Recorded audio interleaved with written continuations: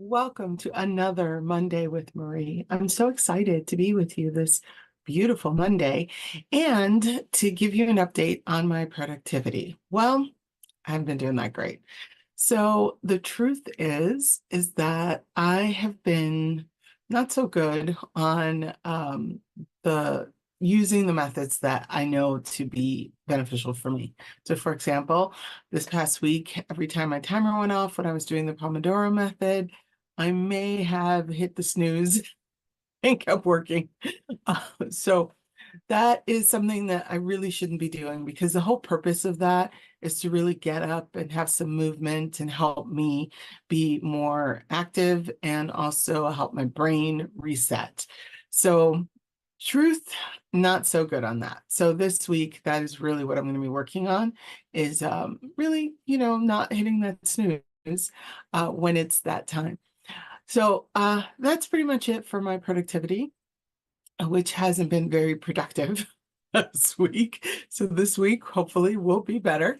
And in terms of questions, we got a question this week that I thought was a really interesting question, and it was really around facilitation. And so the question was from G, and G wanted to know, in terms of facilitating with difficult people on a virtual platform, difficult people meaning people that refuse to turn on their cameras, what are some tricks that you have?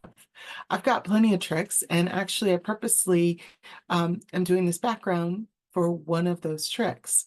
So one of the things that I like to do, especially if I know people are not comfortable turning on their cameras, and they're probably not comfortable because they're concerned about the real background, is that I create a background for them, which allows them to have some fun with the background. So I will put their company logo on the background. I'll put the topic that we're working on.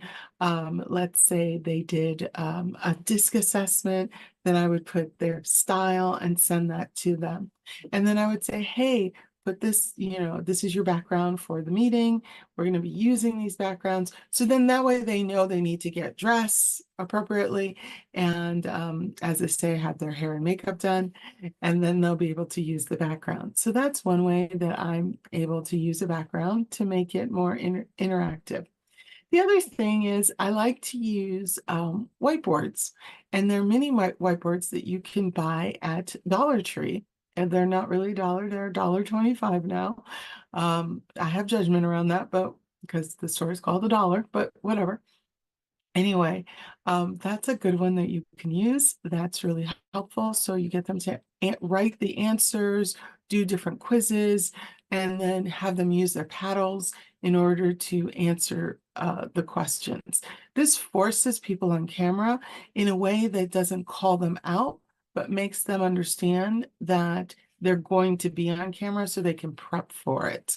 The whiteboard paddle is something I send to them in a box. I don't have them buy it because people are not very good at going to the store and getting the things that they need.